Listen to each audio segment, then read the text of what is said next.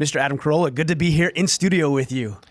Thanks for having me on. Thanks for inviting me. Thanks for hosting, I should say. What an amazing studio. Well, thanks. I built most of it myself. I'm in the process of building out my studio right now, which happens to be a guest bedroom in our house. Yeah, there's a lot of that, but you can't tell from looking, at the screen where you are anymore. True. It's all about sort of lighting and textures and positioning of cameras and all that. I did Andy Cohen's show a million years ago. Bravo, 10th floor of the building in New York. I literally walked into essentially a medium-sized closet and did the show.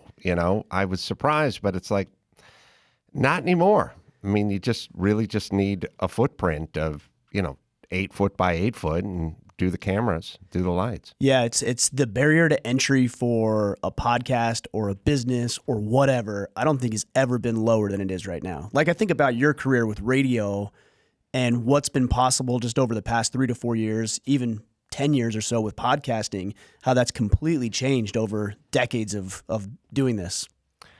Yeah, it's like everything, it evolves. It just evolves a lot faster because of the computer, and I think it's no different than your cell phone, in terms of just the chip has pushed everything along at this sort of breakneck speed, whereas analog can only move so fast. Right. There's a lot of mechanics and moving parts and things like that. An automobile can only progress at such a speed because everything is mechanical. And when it gets into the realm of the digital, then there's no speed limit anymore. Well, the beautiful thing is now we're going to have the metaverse or whatever, and so things are going to be moving at hyperspeed. You won't even need to leave or interact with other people or any of this kind of nonsense. Yeah, I know. I still kind of miss that part, though. Yeah, or I think I will. I think that's right. It's strange times, and I wonder what we're trading when we move so fast and try to get everything done, which seems right, especially as a business owner, an entrepreneur, somebody who wants to make their mark in the world. It seems right that you try to be as efficient as possible, but I think there's a trade-off, and we lose a lot of that personal connectivity and connections with other people. Well, there's always a trade-off. Nothing is ever free. There's no free lunches in nature. It's just, you want to move forward in one department, you will, but there will be unseen consequences. And, we look no further than COVID, tell all the kids to stay home and mask up, and that seems good. But now a lot of kids are depressed, and there's a lot of drug use and a lot of obesity and so there's always a bunch of other stuff that you're not seeing when you're saying, let's do X, Y, and Z in real time. Do you think that with COVID, obviously I think it started with good intentions. You had 15 days to slow the spread. Right. I kind of feel like at this point, everybody knows that they've taken it too far. Mm-hmm. And don't know how to backpedal out of it, or don't want to admit they were wrong, or don't know how to wind the thing down. So instead of just taking common sense approaches, it seems like, let's just double down and hope nobody notices. Yeah, it's absolutely exactly what's going on. It's every facet of our new society now. A lot of it, speaking of your podcast, a lot of it I always think of as chick think. Versus dude think. Okay, how so? And to be clear, there's a lot of dudes that are chicks. I mean, our mayor of Los Angeles, Garcetti, he's full-blown chick. And Gavin Newsom's a chick. It's chick, or indoctrinating sort of chick think. Chick think is, the mayor of Oakland found some hoops hanging from trees in a park, right. Decided it was a hate crime, was explained to her that a black man put the hoops up to exercise at the park. Just didn't compute. She got that information and then announced she was still going to move ahead with the investigation. That's chick think. That's the Bubba Wallace thing too, with the quote unquote noose in the garage that everybody knew immediately was not the case. Right. 16 FBI agents required to figure it out or whatever it was. Yes, right. So that's where we're at. So with chick think, then, are you saying that's more? What would you say? Feelings based Yeah, versus it's feelings based. Okay. It's just a little more emotionally driven, a little more feelings based, and it's like I feel like there was a hate crime here. And it's like, well, there wasn't. Well, that hasn't changed the way I feel. You know what I mean? Because Sure. it's feeling based. Sure. So we started talking about it, like in my heart. I know in my heart. None of the guys you worked with in the military talked about in their heart. None of the guys I work construction with talked about their feelings or in their heart or, Right. or their truth. Their truth, your truth, our truth.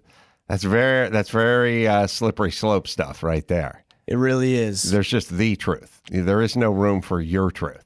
Well, I mean, there is room for your perception or your opinion, wouldn't you say? There's room for everyone's opinion, but then everyone's opinion needs to change once information comes out. That's the That's a good problem. point. You can say, I'm kind of a skeptic. So if you tell me there's a bunch of hoops hanging on trees in a park in Oakland, my first question is, what do you mean hoop? Not everything. You know, I tied my shoes this morning. I don't have double nooses on my fucking feet. That's right. It's like not everything that turns and connects and becomes a hoop is a noose. So first things first, like what is it? You know, Bubba Wallace's, is that a hand grab or right. is that a noose? Does it function as a noose is a noose? Right. It It's looks like a noose. legit knot.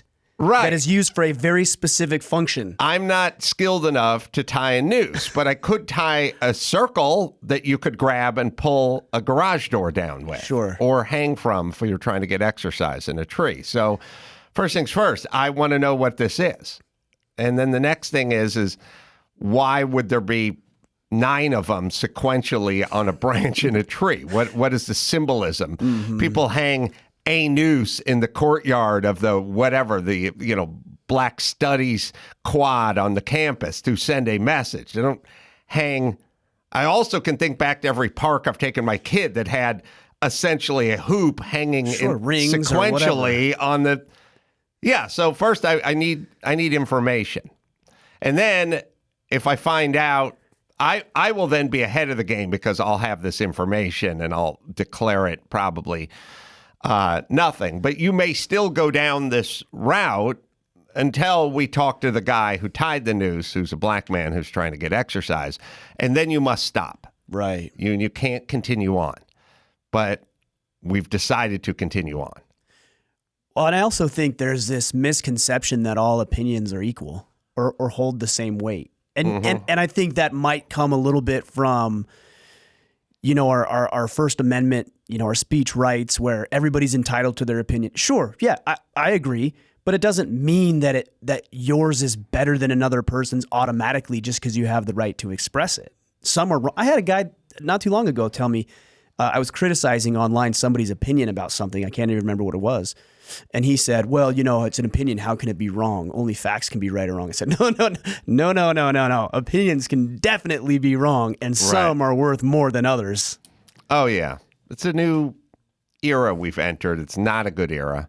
And it is, how can my opinion be wrong? Because it's right to me. Very dangerous stuff.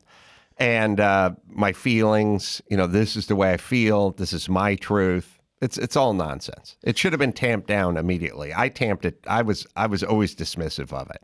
How do you tamp it down though now? It's become so rampant. It's become so prevalent. Everybody's got their my truth going on. If somebody's outraged, my son the other day did something he shouldn't have done, and he said, I didn't mean to. And I said, well, it doesn't matter what you intended or what you meant to. Like, here was the result it produced. But I don't think too many people are willing to look at that, and it's only become more prevalent in society. Yeah, it's just you're not gonna talk the people who have that out of it. Right. They're just here's what's gonna happen.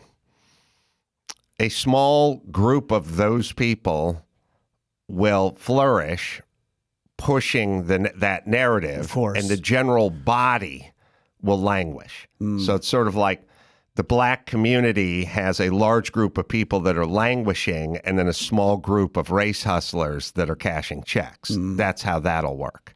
And so you're saying the larger group of individuals will, at some point, once they become so forgotten or even victimized to a degree, will then tamp that down and rise up against that nonsense? No, I don't necessarily see a lot of evidence that they will. Sure, yeah. Some will sort of abandon their truth narrative Got and get gainfully employed, but most will stay with it for a long time.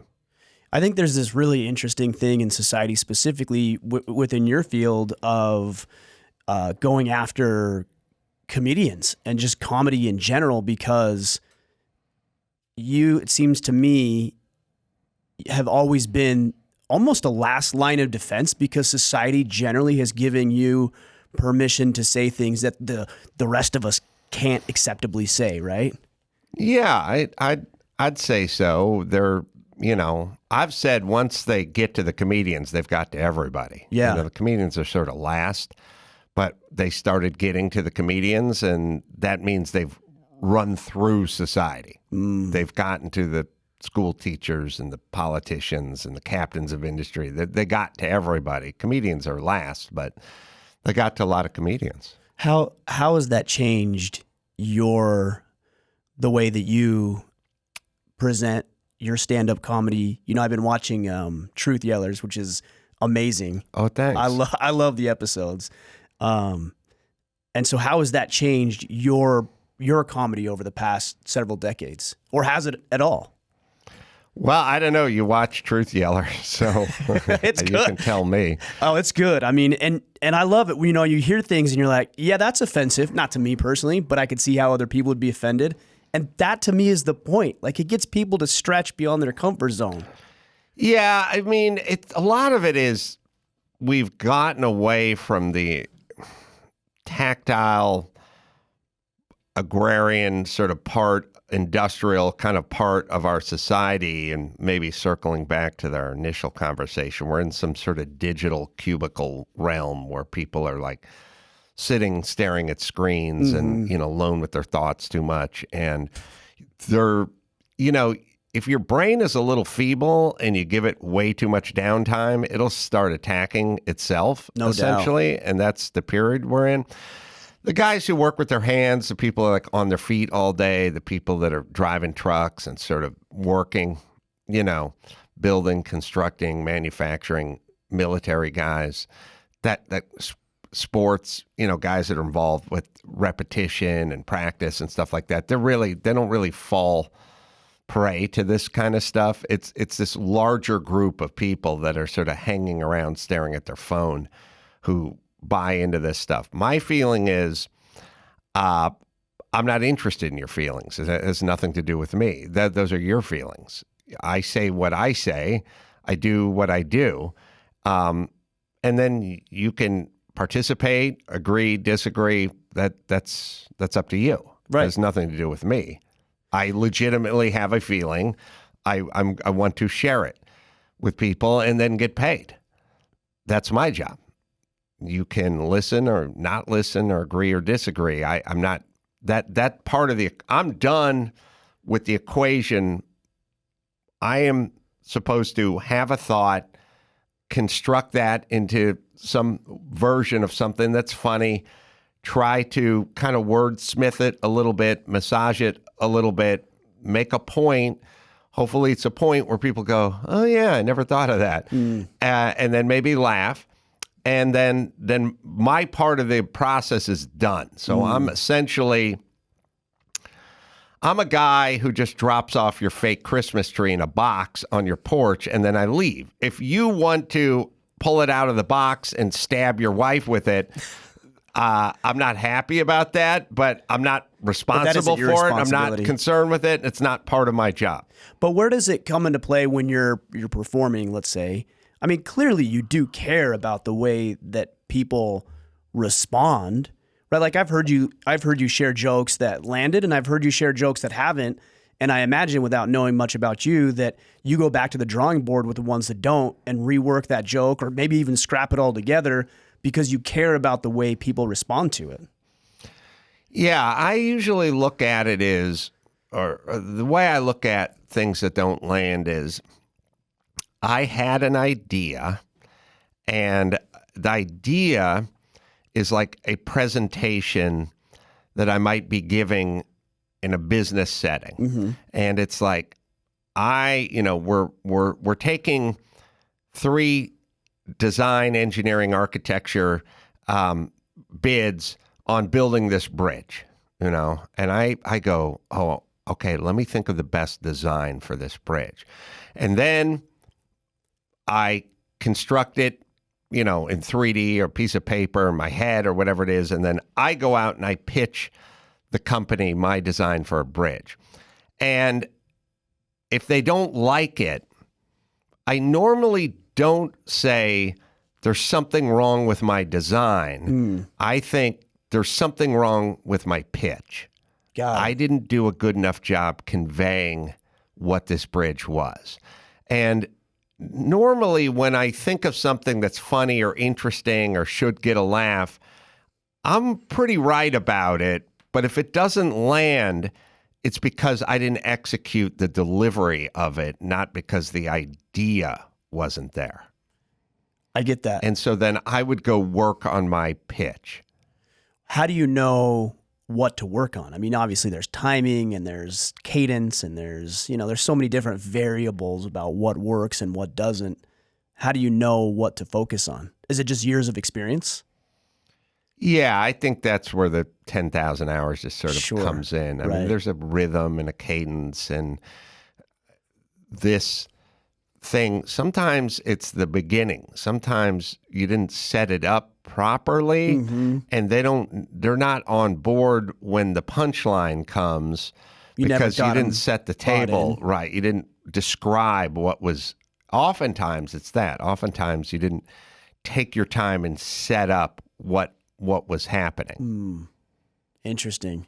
Yeah, there's so much to it. Yeah, I want to go back to what you were saying earlier about how people have become so consumed with their phones and the way that they're thinking. But the other thing I've seen too is this level of just self-absorption. Like the entire world revolves around me. And so if I'm offended at something that you said, for example, well, you must have been personally attacking me because who else could you possibly be talking to? Yeah. I'm rarely talking to one person or anybody. I'm just talking, you know. And there's a lot of that. I've been saying for 10 years, all roads lead to narcissism. This is just flat out narcissism. We're wired for narcissism. Society kind of tamps that down, keeps it in check. We've decided it's not a good trait. It's within us all, but as a society, we've decided to try to keep it at bay as much as we can. It resides in everyone. You know what I mean? Everybody's. Yeah. Well, it's self-preservation. I think it's human nature to want to care about yourself, right? Yeah, I'm not talking about caring about yourself. I'm talking about the impulse of, let's just say, you're a young man or a young woman, and you're at some party, and somebody is saying, I was skiing, I was snowboarding last weekend, and I broke my leg, and I broke it in 2 places, and they had to airlift. It was so painful and stuff. And now everybody in that circle that this person is talking to is thinking, I broke my shoulder once when I was playing semi-pro football. It was brutal, right? Everyone They're all are competing. Look no further than a dog dying. Anytime you tell someone your dog died, I had to take my dog. I lost my, then they go into their dog, right? Sure. Right. It's a kind of narcissistic thing that needs to be, when you're 19, you jump in. Like, oh, I broke my leg, even worse, But when you get a little bit older, you go, just let him or her tell her story about the pain they were in. I don't need to trump their pain with the time I separated my shoulder. You know what I mean? Yeah. And it's kind of in us, and it needs to, well, now it's just out. You know what I mean? As a person of this, as a gay and lesbian that, as a person, as a victim of abuse or the survivor of it. It's all there. We're all just at a party, and we're doing either two things. We're either saying, I broke my leg in 3 places, yeah. Or if that's not true, and it's not, some people are just rich, white, heterosexual dudes. It's like they never had a skiing accident. Sure. They had a pretty good life. Yeah. Then they got to jump in too. And they go, I was skiing a couple weeks back and I came upon a person of color who broke their leg and I nursed them back to, oh, okay, Mr. Narcissism. Now you're right. You didn't do nothing happened to you, but you're a champion for people who fell on the slopes. That's where we're at. Well, I think there's currency with it. Right. Yeah, well, yeah, they're trying to get something. Well, I don't think there was as much currency, let's say 200 years ago, unless, you were ultra wealthy or some sort of royalty, because you had to operate with other people. So you had to sacrifice for the group. Otherwise, you could potentially be ostracized and quite literally run risk of being dead. Right. And now there's no risk associated with being a loner or a lone wolf. And so now the currency is, well, I can get attention. I'm not going to get ostracized. If anything, I'm going to get more clicks and more likes and more follows and more notoriety or attention or whatever that person might be after. Yeah. But it's all still narcissism. Yeah, of course. And that's the real underlying problem for what's been happening in our society. How do you deal with that? How do you try to strip some of that away?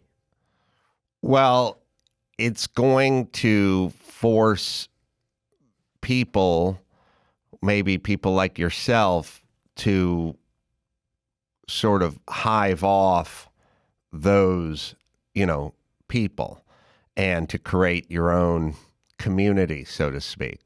So it could physically be a move. I've lived in California my whole life, but it's like I'm thinking about going to Texas or Florida because I don't want to be around so much of this, So you could physically move, and then you're going to end up sort of associating with and surrounding yourself with people who are like-minded, and then you will tend to thrive because the victim people and the narcissists, they're not really thrivers. You can't thrive as a victim. You languish as a victim. And so it's just going to create a bigger sort of chasm between, the haves and the have-nots, or the people that are thriving and the people that aren't. And that's what we're seeing now. I mean, what we're seeing is like ultra thriving with a lot of people, like real from, every facet of life. Right. I mean, they're hyperbaric chambers in their workout rooms and, yes. they're doing saunas and cold dunks and they're on, a million different therapies. Yeah, the things that we have to fabricate are hilarious.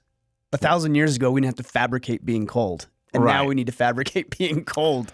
Yeah, there's some ultimate thrivers, and then you have all the people living under the freeway overpasses. And you just take a look at California. You have houses in Malibu that are $100 million.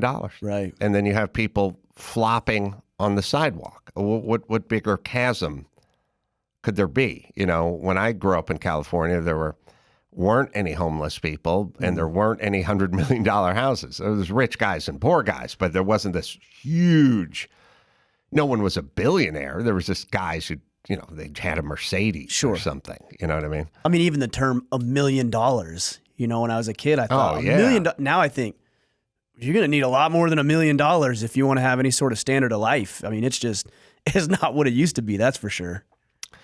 Yeah. And so it's just going to create a bigger and bigger chasm. And then, politicians are always talking about the middle class, but you're not going to get that back through, I mean, there's techniques to get it back, but it's just like lower taxes, lower regulation, get everyone the fuck back to work. Yeah. And we can take a shot at it. Well, I think there's so much meddling, and you hit on it, at least from my perspective, is get out of the way, and the regulations and the taxation, let people get back to work, let people feel pride about having meaningful work to be doing.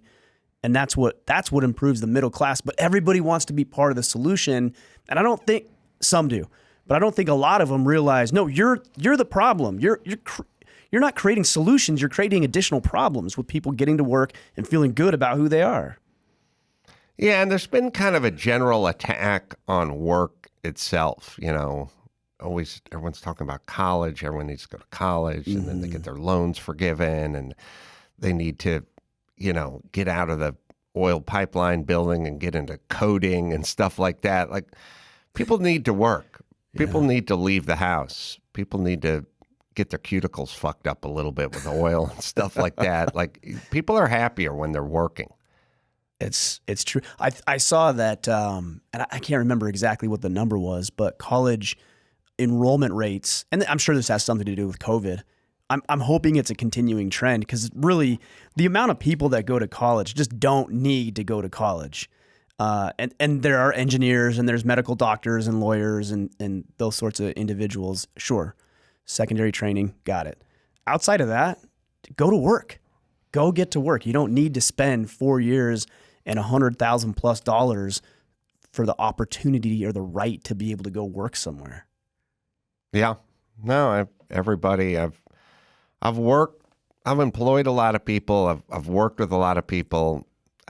Their college background's really never been, it's always neither here nor there. It's always about, do they do their job? How do they work? Yeah. Not where they went. Well, I talk with my mom occasionally about this, because she's a proponent of college, and she says, well, it proves that you can be committed to something. I'm like, well, a job would do that. If you're at a job for 5 years and you get a good reference, or you've built a company and an organization, that proves the same thing. And now you've got infinitely greater and better experience over that same period of time.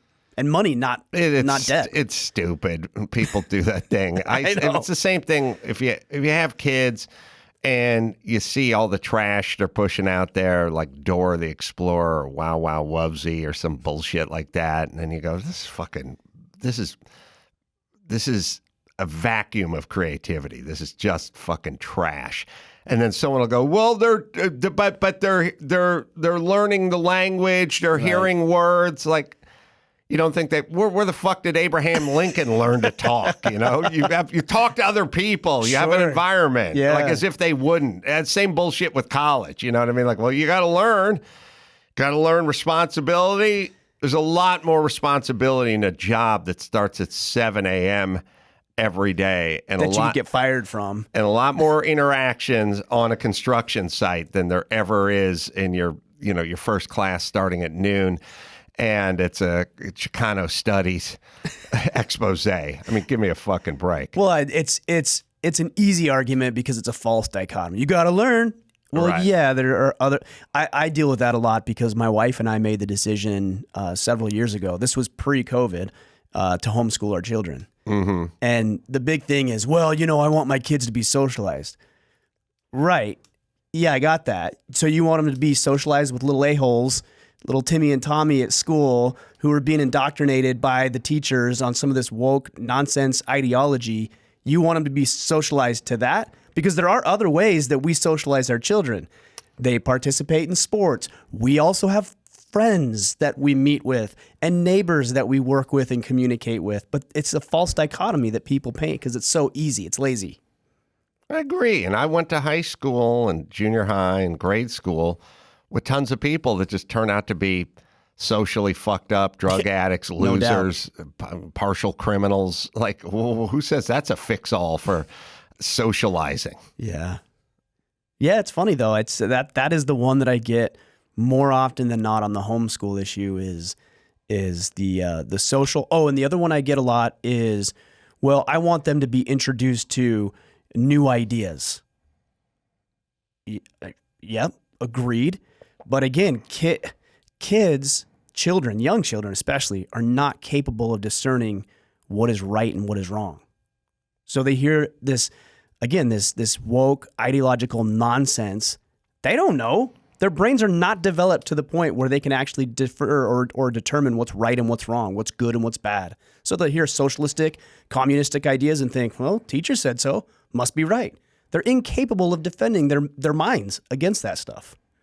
Yeah, and you're going to find a lot more of that on college campuses and high schools and grade schools because the teaching profession attracts those people. Mm-hmm. They doesn't attract entrepreneurs. Right. It attracts people that want to be taken care of. They're the people that are attracted to teaching are saying, I'm willing to take some nominal amount of money with some incremental payment bumps for the rest of my life for security. I'm not going to go out there and hang my shingle and take a chance on opening my own business because the person that says, I'm an entrepreneur, well, that person is saying, I'm going to bet on myself.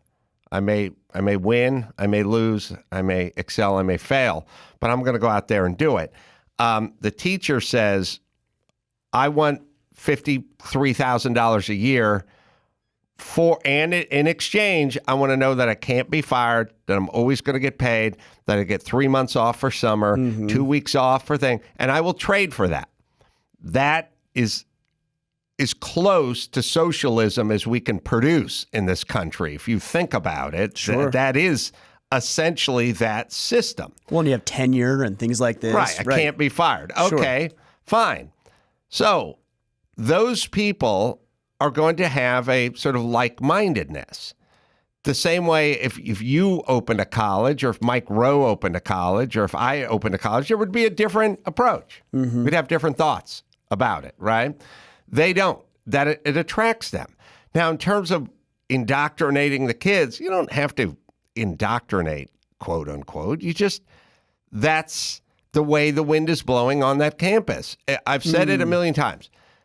What if every teacher just said, I'm vegetarian, but it's not part of my curriculum. Sure. And I don't push it on the kids. It's going to have an influence. But I just happen to be vegan. And so are all my colleagues. And so is 86% of the people on this campus. Then you go in there with your, beef dip RB sandwich and sit down and see if you can get through lunch. See how that works. Right. Well, you're gonna comply pretty quickly in that scenario. You'll understand what it'll take to thrive in that environment. And it's not the beef dip from Philippe's. That sounds pretty delicious, though. I know. One of those au jus. That's right. Yeah, so there you go. That's exactly how it works. And you can accuse them of like, hey, what's with your veganism? They go, I didn't bring it up. Right. Yeah, you don't bring it up, but it'll come up. Sure. Because they'll come back from Thanksgiving and they'll be going to Thanksgiving and you'll be explaining what you're going to eat. And then one guy's going to go, I'm having turducken. And you go, we don't choose that at our home. And now you'll know, oh, okay, I have to please this person's in charge of my grades. Right. I can't piss them off. And that's how else did we get to where we're at? Well, and one thing you also see, and I think it was Ben Shapiro who said this, or at least introduced me to this concept. He's talking about how at a family dinner function or a block party, a family member, let's say a brother comes over and says, well, I don't eat meat anymore. I'm a vegetarian. And so rather than, make him bring his own food, or you can eat the vegetable platter that somebody else brought, mom's like, well, okay, we won't cook steak then, because since Tommy is a vegetarian and we don't want to ruffle any feathers. And then all of a sudden 10 or 20 people are changed, their behavior has changed because one person can't or won't. Yeah, that's exactly what it is. Have you always had this, you talk about the entrepreneurial spirit, has that always been something that you personally had? I know you've had other jobs and things like that where you've, worked as an employee, but.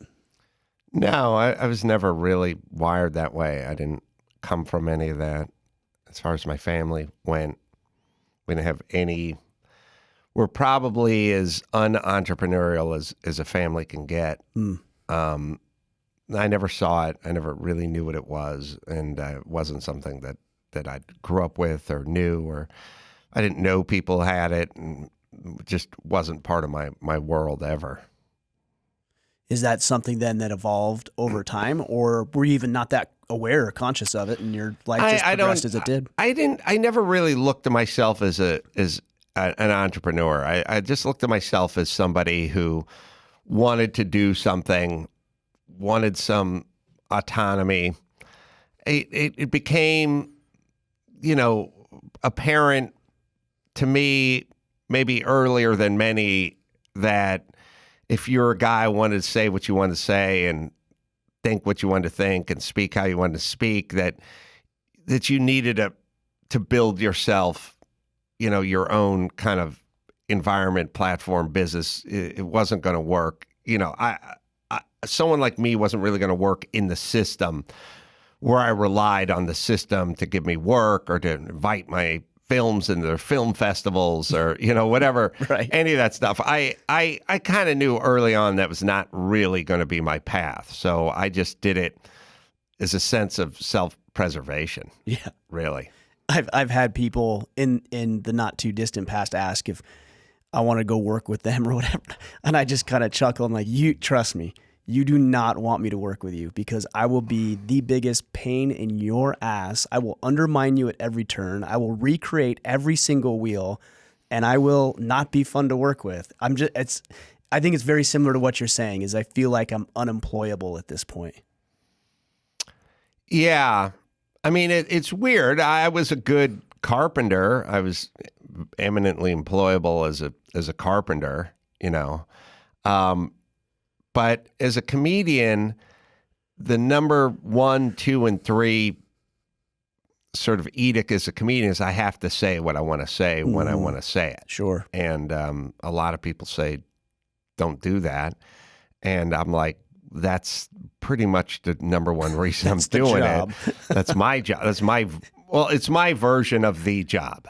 Put it to you that way. What's a different version?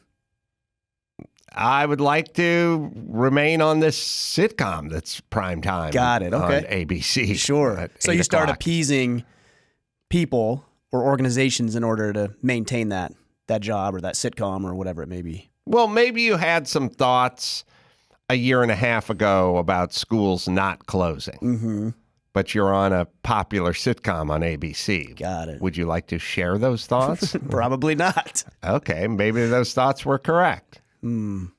What would you like to share those thoughts? Right. So I did not want to be in a position where I couldn't share my thoughts. And I realized in order to do that, I was probably going to have to build my own studio in a warehouse that I own. I couldn't go onto the lot at Radford because at some point they would ask me to stop showing up. Is that story that you told with Jay Leno about I know probably elements were embellished, but where you met him because you were doing construction on a home across the street, is that right? Yeah, there's no embellishing of elements with me, at least to the best of my knowledge. Sure, memories fade, and I mean, more of the delivery is what I'm like. You said earlier, the way you deliver the story is obviously intentional. Jay had I think he was renting the house at the time. I don't know if he owned it. It was way up. He could tell you the name of the street, but it's like Woodrow Wilson, Hollywood Hills, kind of windy, cul-de-sac-y kind of thing, I think. And very tight, windy, not a lot of places to park kind of thing. And then I was remodeling. I was very young, but I was working with a guy named Tom Johnson who was remodeling the house across the street. I think they were on, like pretty good terms with Jay and his wife, and they even asked him if they could park their car like in his driveway to like make room for the truck and unloading the materials, and because it was very tight, windy Hollywood Hills Street. And then there I worked, basically you show up at 7, you roll out, or you're supposed to be rolled out by 7, your cords and materials, tools. And then you work until about 3:30, and then you're done, and I was, like outside up on scaffolding, and I would see Jay just like you would see any neighbor coming out of their house or going to work or whatever. And I would see him come out he would come out about noon, I think, and I'd see him walk out. He was directly across the street, walk down to the end of the driveway, like toward me, Right. pick up the newspaper or something and like walk back in. He could have been wearing a bathrobe. He could have been sweatpants, but he wasn't going knows? anywhere. Right. And he like went back in the house. And then at some point about 2, he'd go out of the house again and go to the garage. And he'd just sit in his garage. He had his maybe Vincent motorcycles. I know he had a very old motorcycle from probably 1920s, teens, that had the valve springs and rocker arms or something on the outside of the head, which Okay. very Yeah, interesting. Very interesting. Was not in, was out. It's like, and he'd be in there, had like a Buick in the driveway, but some couple of vintage bikes in the garage, and he'd just be tinkering, Right. And so like, I'd knock off work about 3:30. He'd be out in the garage, just literally across the street. And then I was just sort of, I recognized him. I was like, oh, this guy's a comedian. He wasn't hosting the Tonight Show, but he's like, oh, I've seen this guy on Letterman or something. I've seen him. I could, Got it. that thing with comedians. You go, oh, yeah, I've seen that guy. I've seen that guy. And, just went over and kind of introduced myself. And, told him I was thinking about comedy and I knew he was doing comedy, and he was surprised. He was surprised that I recognized him. Oh, really? Yeah, at that point in his because career. it's different now, obviously, sure. Wasn't really he didn't, he was doing spots on late night shows, and I told him I recognized him. And, I just said, like, can I pull up a apple crate and help you out here or whatever? He's like, yeah, hand me that wrench, kind of thing. And he was talking Really? about the bikes, and Jay loves to talk about the bike, the car, this thing's, I don't know, Amy, you can look it up. It's maybe a Vincent, but I don't know. It's a motorcycle from probably the teens or the 20s that had the valves on the outside. Yeah, He's have to check firing that it out. up, and Right.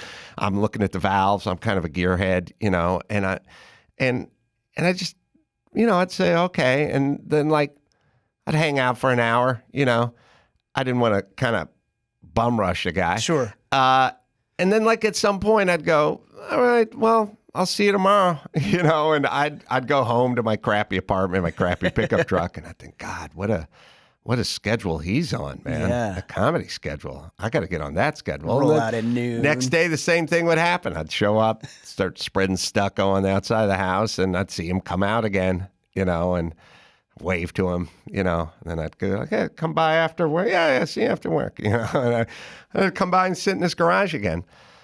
1955 Vincent Black Prince. Are the valves on the outside? Is a 55? Is that it there? It kind of looks, it does look like the bike.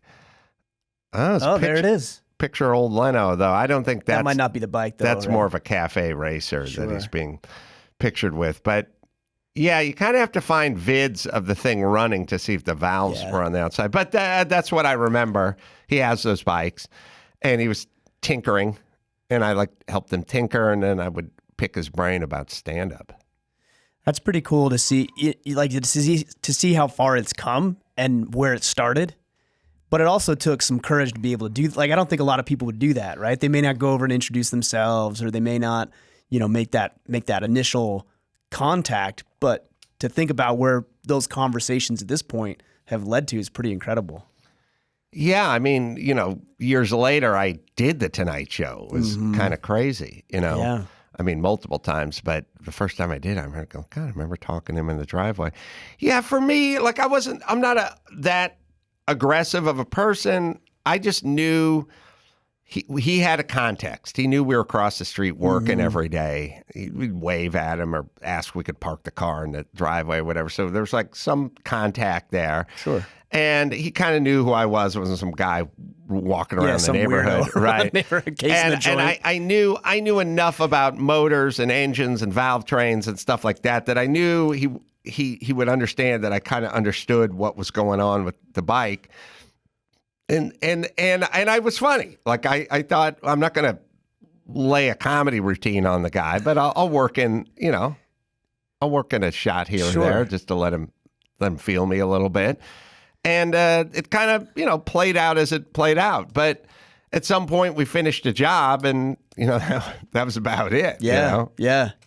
Where do you see things going now for you? I mean, you've got so much going on. Obviously, you've got Truth Yellers, which I've enjoyed the first couple of editions of that, and then you've got No More Safe Spaces, which came out. Was that last year or the year before? Probably maybe a couple years. Years. Yeah. Okay. Oh, that long. Okay. But where do you see yourself going now? I mean, you've got so much going on. How do you decide what you're going to do, and where does it go from here? I just get up and go to work, and things sound interesting, I do them, and it's not much more to it than that. You're Jay Leno like was then. Roll in, do what you want to do. Yeah, well, I do production. We have some documentaries, yeah. and we're making some docs and making some projects and some specials and things like that. I just one foot in front of the other. Yeah. Well, I appreciate your work. I appreciate what you do and your ability to get up there and share your jokes, share your stories, because as we started this conversation, I don't think enough people are willing to do it. They're afraid. They don't want to be ostracized from the group. They don't want to have to deal with the bullshit that comes with potential cancel culture and all this kind of stuff. And I really just respect and admire you for doing it, because it paves the way for guys like me to be able to do the same thing for ourselves. Well, I'll take it. What can I say? I usually push back when someone gives me a compliment, but fuck it. Thanks. You bet. Thanks, Adam. Appreciate you.